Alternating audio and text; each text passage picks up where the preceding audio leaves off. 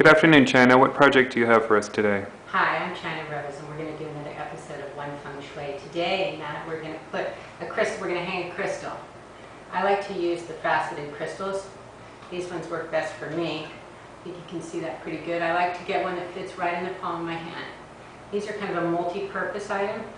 I use these for all kinds of cures and activators. The really wonderful thing about the crystal is you can use it as a cure and activator, and if you get one or the other wrong, it's going to do what you need to have it do for you without affecting the other aspect. In other words, if you need something corrected, it's going to do that, and if you need something activated, it'll take care of that for you as well. The crystal has the 7 lights of the rainbow in it. The fragments that hit it, it cleans kind of the area and the energy of a crystal. It can't be used improperly except if you were to hang it where it might fall on someone's head. So you just want to be careful that when you hang these, you're going to put them in a location where they're needed most and where they're most certainly not going to affect somebody's well-being in case they were to fall out or something. And if they do, then you just reinstall them. The first thing we're going to do is talk about the supplies. Here's the crystal. We just talked about that. You're going to need a red silk cord. That's my preference. You could use a ribbon. I usually use a compass, just a regular one like this, to make sure that I'm placing it in the spot where I want it to be. And I've done that first. You'll need scissors. I like to use a little hammer. We've got a lighter here. I'll show you how that's used. And then the cup hook. I use the little cup hooks I get at the grocery store. They're not very expensive. It's a couple dollars for a little pack of them. You can get several. First thing we do is we prepare the crystal. And to do that, we're going to have to thread the end through the bowl here. That's usually the hardest part, so if you get past that, you're halfway home. Then we're going to run the thread through, just like this, so it balances even. And then we're going to tie a knot all the way at the bottom. So I just loop that around my fingers and bring it down and put a little pressure as I pull it down towards the bottom.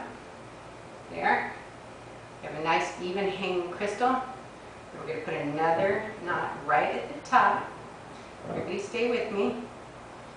This is pretty simple, but it can be done incorrectly and not do the job that you want it to do. So once we get the knot at the top, if there's little ends left over, then you're going to trim the ends like that.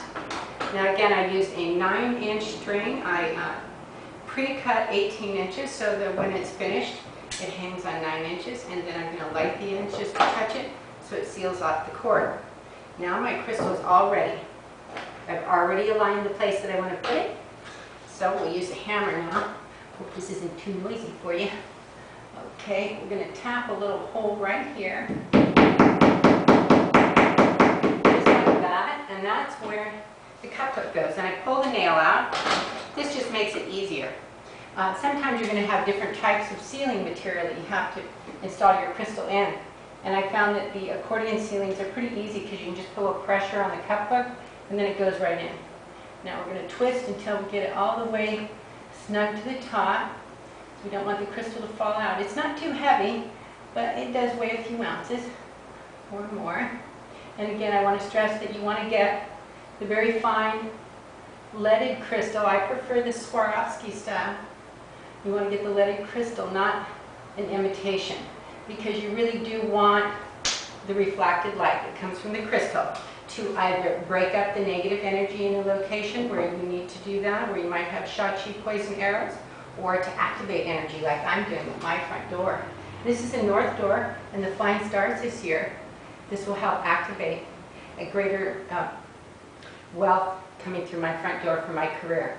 I'm very excited to share this project with you today. Thank you for joining me with One Feng Shui, and I look forward to seeing you again soon. Thank you for your time, China. You're welcome.